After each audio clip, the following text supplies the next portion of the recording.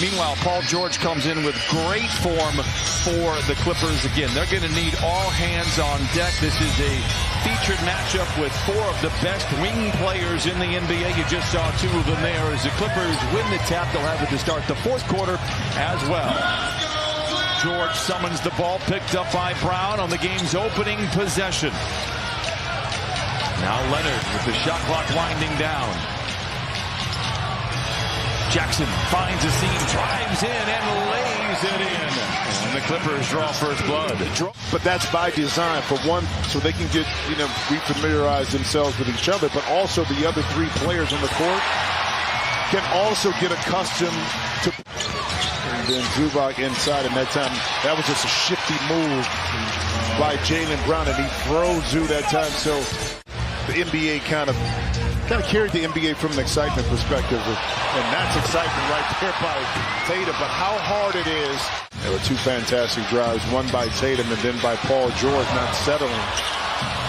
Pass there by Smart to White for three, and Derek White reigns in the triple, 41% on the year.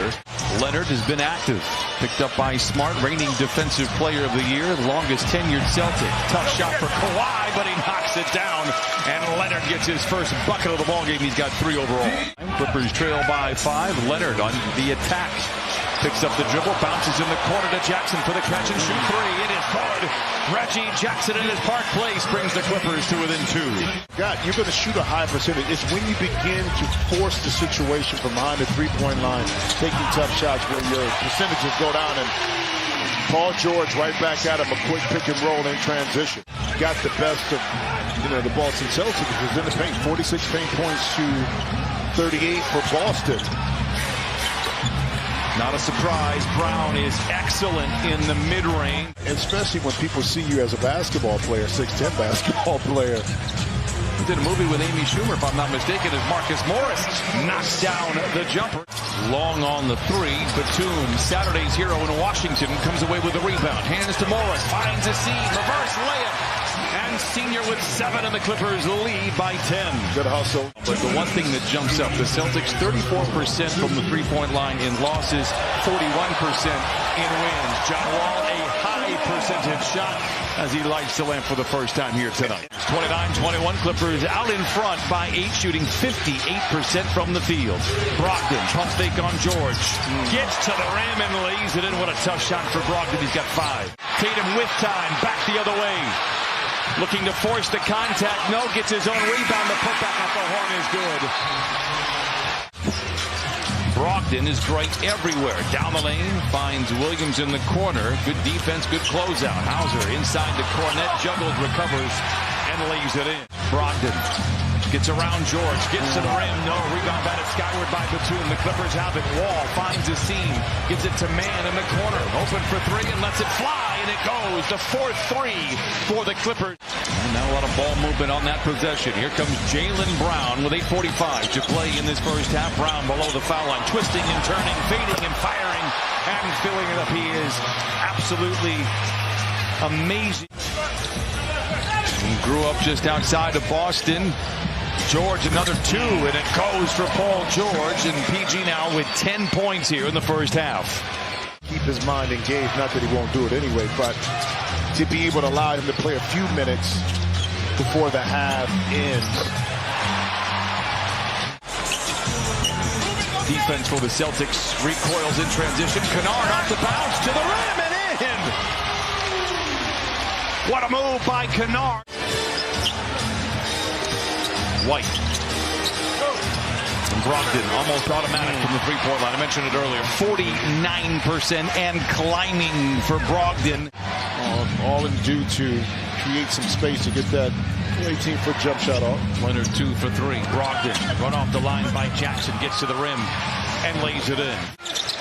Can make a little something out of this. Leonard with 9 to shoot. Picked up by Griffin. Steps back for the long 2. It is good. That is what the Celtics want them to do. Leonard trying to pick up Brown as he goes into the paint. Topside to Brogdon for 3. Griffin pushes off on Batum. No whistle. Gets it to Tatum for the 3. It is good for Jason Tatum. Leonard around Brown to the rim, unfettered to the cup and leaves it home. That's 10 first half points for Kawhi Leonard. But a long way to go. Leonard on the prowl, gives it over to Senior. Good ball movement here to start things off in the second half for the Clippers. Long two for George. It settles in. Paul George with 15. Tatum tailgated by Morris, gets a clean look at a three. In and out. Tatum 1 for 6. He is more efficient in the second half than he is in the first, for what it's worth. Leonard for three. It's good. You know, probably being in shape and running and doing all of that. The coordination part of handling the basketball, making the move just wasn't there, but it is now. Good finish there by Tatum. George gets a screen from Zoo. It's a good one. It frees George for the three, and he knocks it down. Second three for George. He has 18. Leonard at the controls, gets the screen from Jackson. Drives in on Griffin. Pulls up for 15. The shot is good. Kawhi Leonard is looking more like Kawhi Leonard. This is the best we've seen him all year. 7 of 9 from the field with 17 points. And he's not settling for contested shots or shots that he can't make, speaking of which you don't want this young man. Leonard with a rebound. And Williams tears it away for the Celtics. Spins a whirling dervish inside. It's Williams now. Trying to find Zoo, being fronted by Brown. Not a lot of spacing, so Leonard takes matters into his own hands. Kawhi Leonard is 8 for 10. Boston playing with a sense of urgency here these last couple of possessions down. Clippers got to match it. Wall, long two early in the clock. It falls. They can all score at all three levels. That's what makes them extremely difficult to lock up. Morris rises for the contested 20-footer, and I'll tell you what, he could throw a key into a lock tonight. It's so enticing to go for that steal, but Batum thought he had it, and you miss it. This is what happens. Tatum gets you, but then Paul George. They say he's day-to-day. Could be as soon as the next time out for the Celtics. Terrence Mann hangs and hits. 81-68, Clippers out in front. 1:30 to play here in the third. Tatum is out there, gets right to the rim. Dismissed by Mann. Wall controls. Kennard in the corner. Got it! Hauser for three. In and out. Rebound goes to Wall. Clippers can go 2 for 1, plus they'll have the ball to start the fourth. Wall knocks it down. A quick 7-0 run.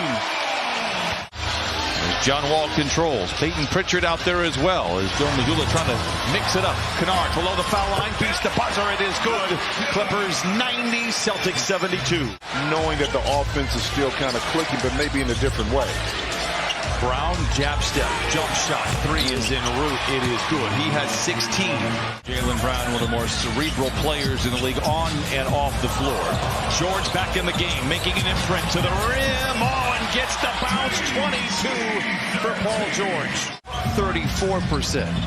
Clippers are hoping that that plays out. Luke Kennard stumbles over and back. It's in And he hits a three. George.